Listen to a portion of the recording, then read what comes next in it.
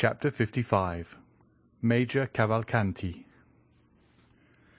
Both the Count and Baptistin had told the truth when they announced to Morcerf the proposed visit of the Major, which had served Monte Cristo as a pretext for declining Albert's invitation. 7 o'clock had just struck, and Monsieur Bertuccio, according to the command which had been given him, had 2 hours before left for Auteuil, when a cab stopped at the door, and after depositing its occupant at the gate, immediately hurried away, as if ashamed of its employment. The visitor was about 52 years of age, dressed in one of the green surtouts, ornamented with black frogs, which have so long maintained their popularity all over Europe. He wore trousers of blue cloth, boots tolerably clean, but not of the brightest polish, and a little too thick in the soles, buckskin gloves, a hat somewhat resembling in shape those usually worn by the gendarme, and a black cravat striped with white, which, if the proprietor had not worn it of his own free will, might have passed for a halter, so much did it resemble one.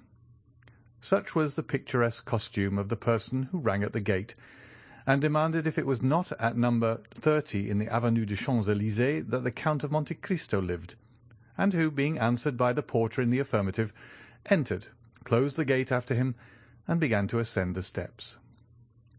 The small and angular head of this man, his white hair and thick grey moustache, caused him to be easily recognized by Baptistin, who had received an exact description of the expected visitor, and who was awaiting him in the hall.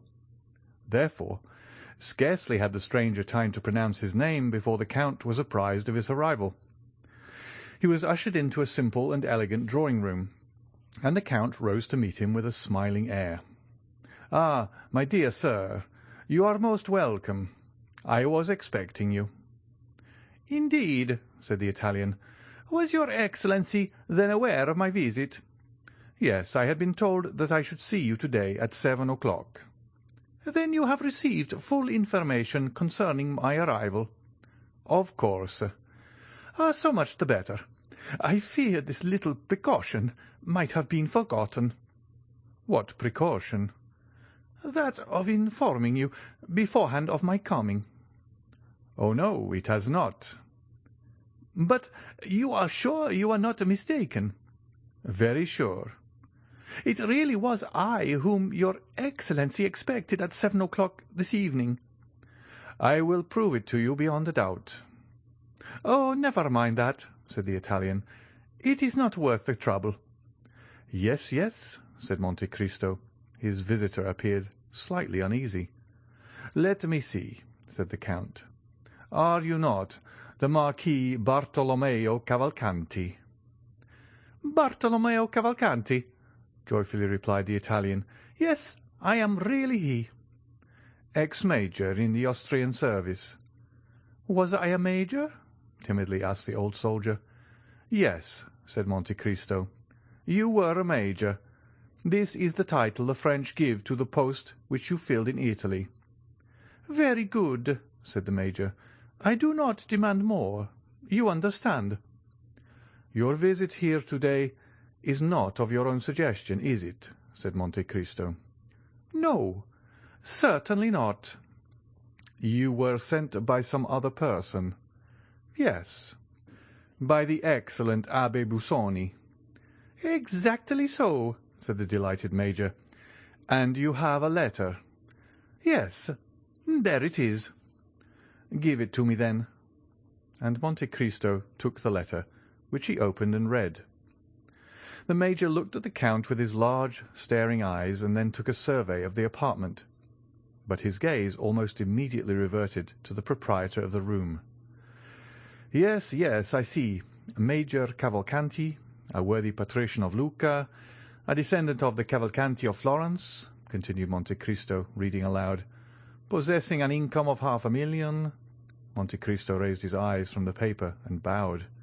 "500,000, said he. "Magnificent." "500,000, is it?" said the major. "Yes, in so many words, and it must be so, for the abbé knows correctly the amount of all the largest fortunes in Europe." "Be it 500,000, then, but on my word of honour I had no idea that it was so much." "Because you are robbed by your steward. You must make some reformation in that quarter." "You have opened my eyes," said the Italian gravely. "I will show the gentleman the door." Monte Cristo resumed the perusal of the letter. "And who only needs one thing more to make him happy." "Yes, indeed, but one," said the Major with a sigh. "Which is to recover a lost and adored son." "A lost and adored son." "Stolen away in his infancy, either by an enemy of his noble family or by the gipsies." "At the age of 5 years," said the Major with a deep sigh, and raising his eye to heaven. "Unhappy father," said Monte Cristo. The Count continued. "I have given him renewed life and hope in the assurance that you have the power of restoring the son whom he has vainly sought for 15 years. The Major looked at the Count with an indescribable expression of anxiety. "I have the power of so doing," said Monte Cristo. The Major recovered his self-possession. "So then," said he, "the letter was true to the end." "Did you doubt it, my dear Monsieur Bartolomeo?" "No, indeed, certainly not. A good man, a man holding religious office as does the Abbé Busoni, could not condescend to deceive or play off a joke. But your Excellency has not read it all."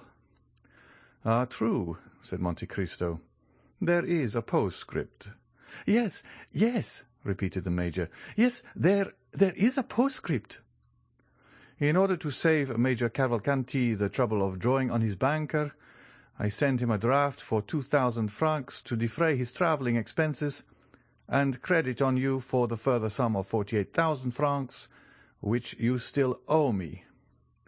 The Major awaited the conclusion of the postscript, apparently with great anxiety. "Very good," said the Count.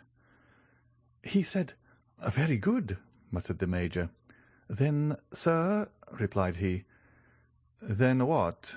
asked Monte Cristo. "Then the postscript?" "Well, what of the postscript?"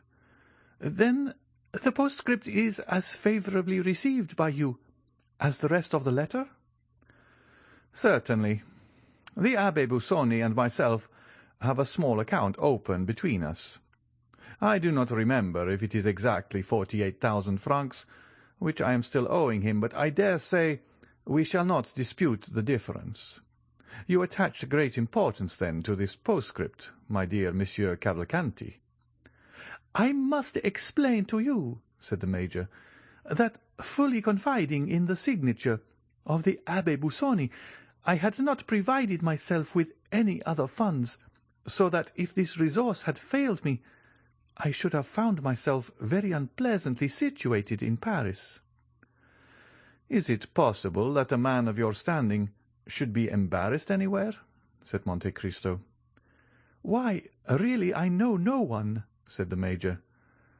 "But then you yourself are known to others." "Yes, I am known, so that—" "Proceed, my dear Monsieur Cavalcanti." "So that you will remit to me these 48,000 francs." "Certainly, at your first request." The Major's eyes dilated with pleasing astonishment. "But sit down," said Monte Cristo. "I really do not know what I have been thinking of. I have positively kept you standing for the last quarter of an hour." "Don't mention it."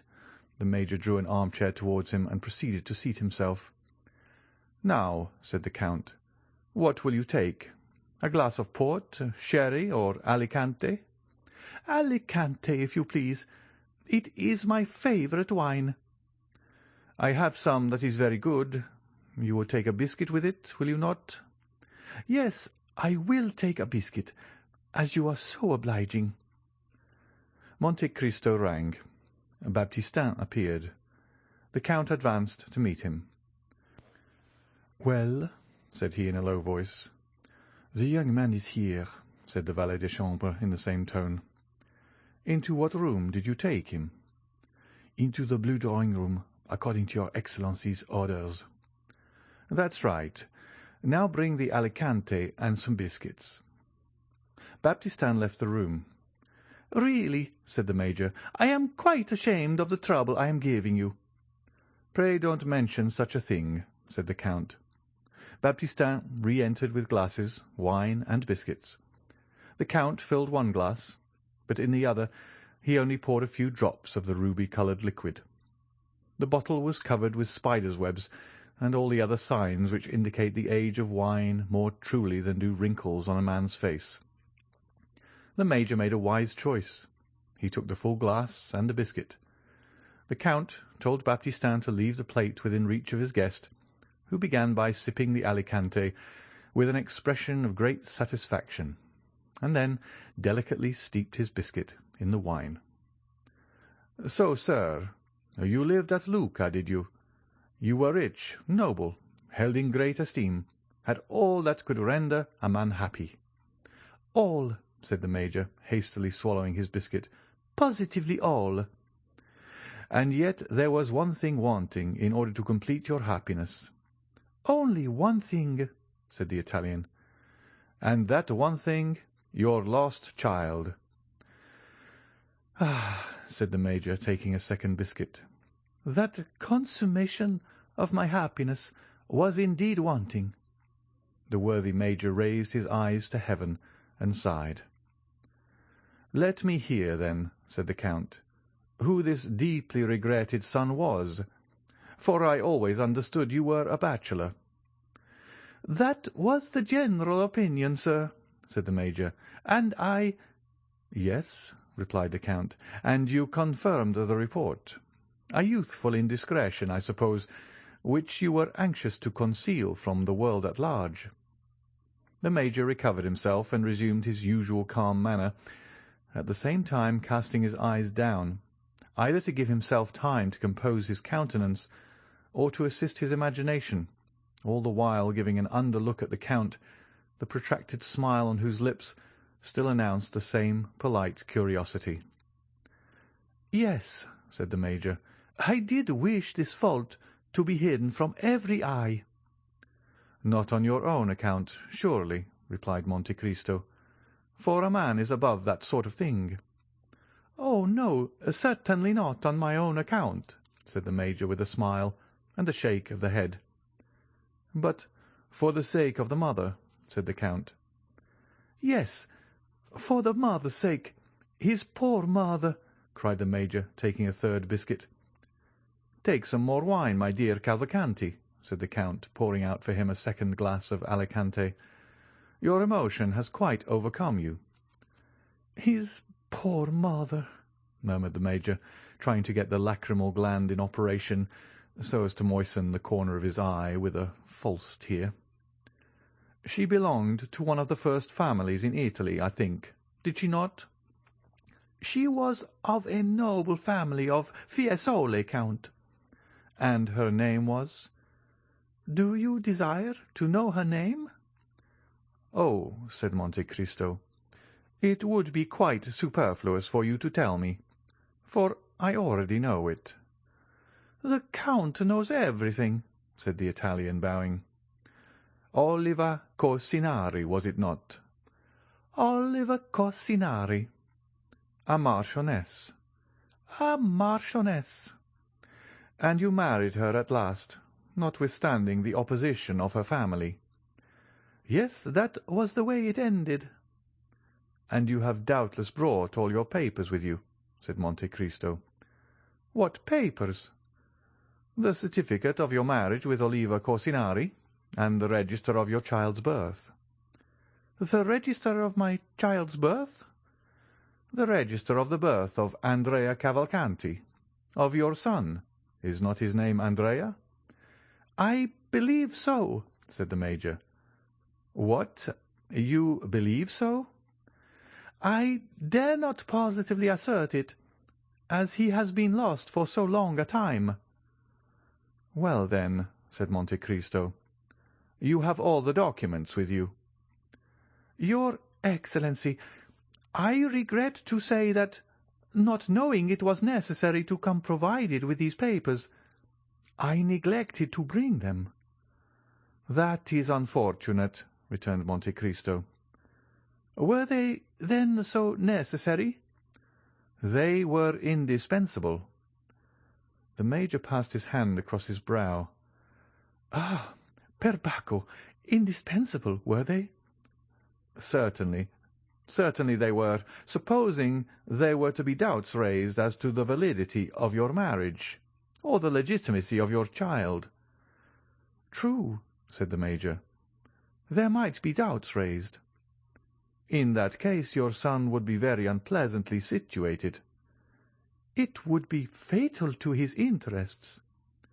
"It might cause him to fail in some desirable matrimonial alliance."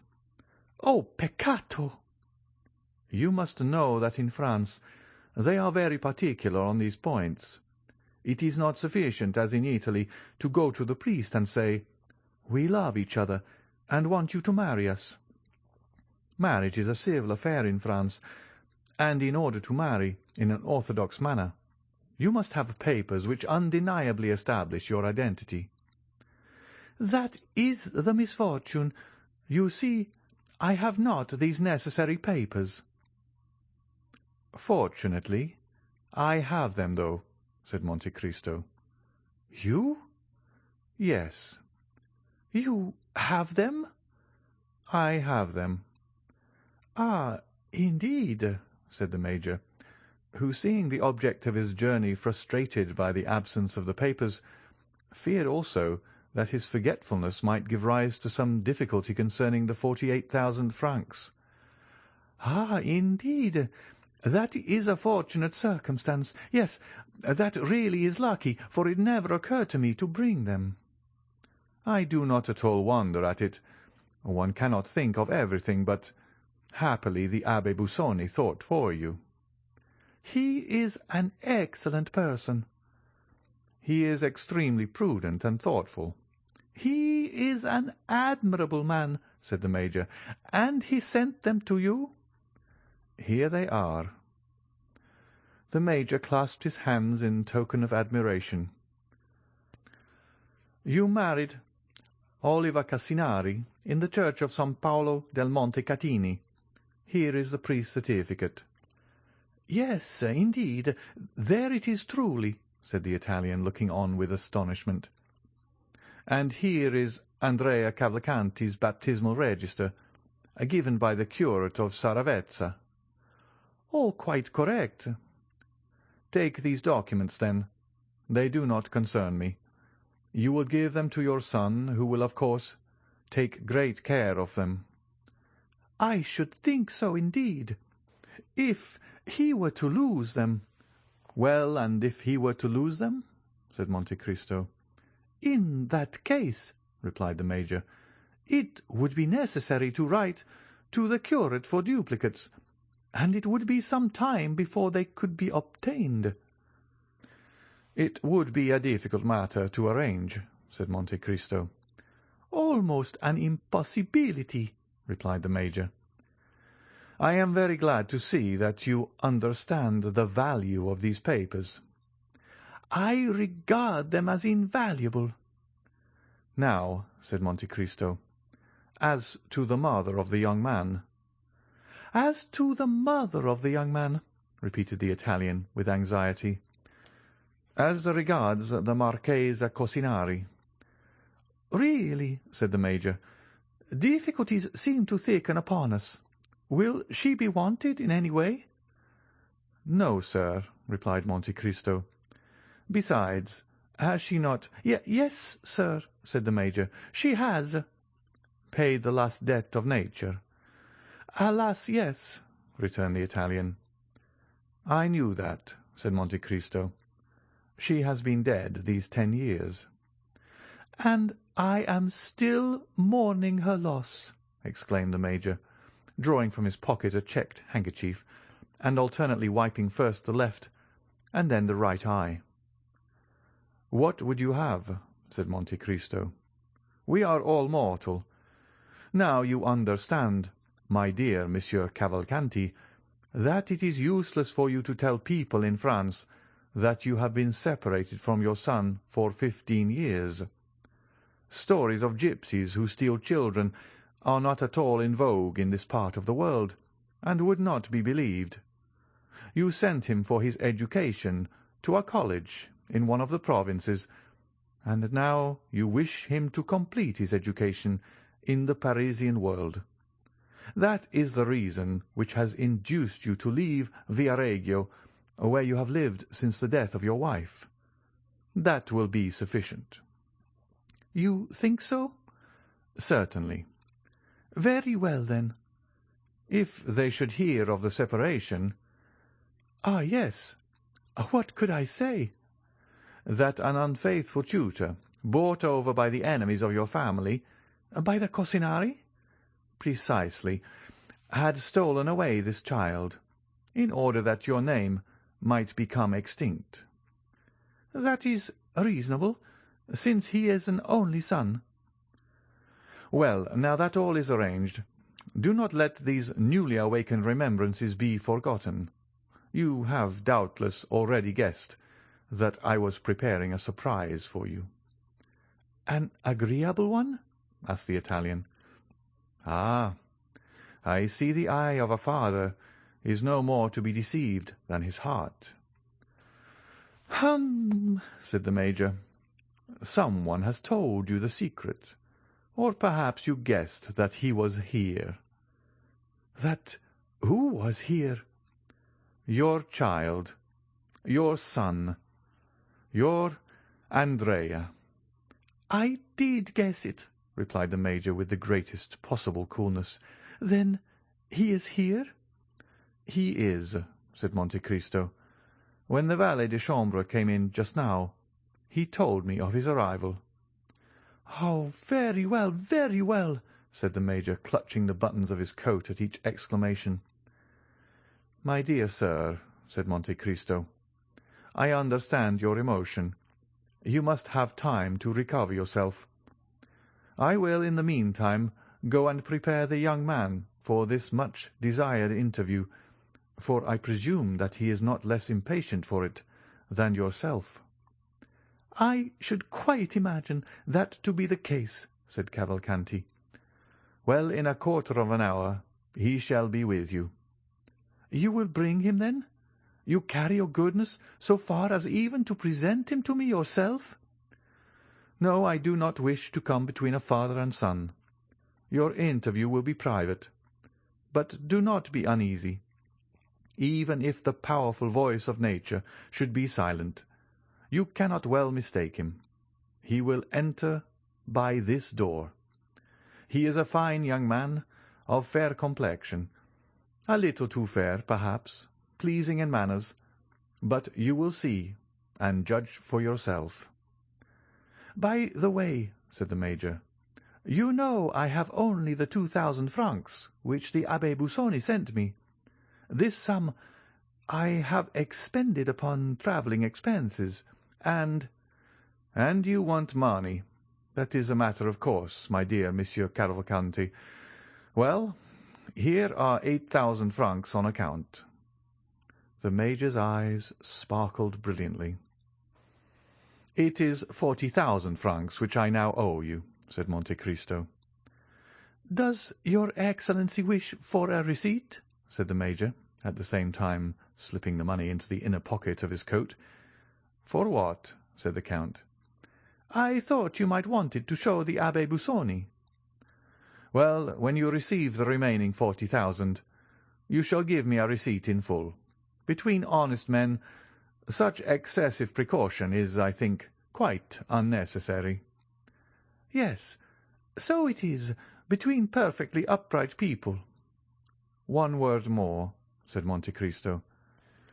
"Say on." "You will permit me to make one remark?" "Certainly.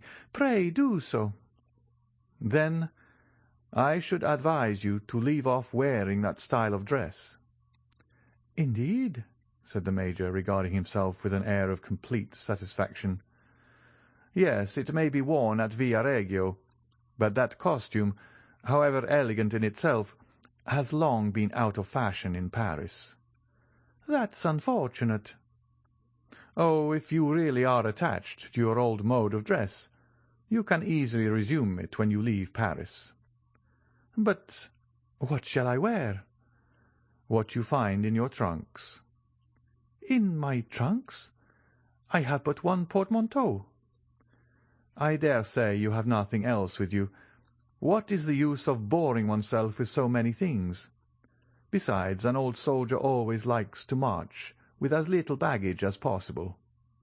"That is just the case. Precisely so." "But you are a man of foresight and prudence. Therefore you sent your luggage on before you.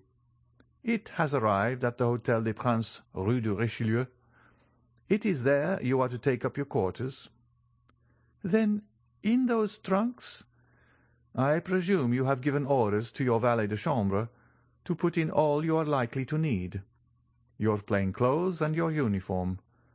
On grand occasions you must wear your uniform. That will look very well. Do not forget your crosses. They still laugh at them in France, and yet always wear them for all that." "Very well, very well," said the Major, who was in ecstasy at the attention paid him by the Count. "Now," said Monte Cristo, "that you have fortified yourself against all painful excitement, prepare yourself, my dear Monsieur Cavalcanti, to meet your lost son, Andrea."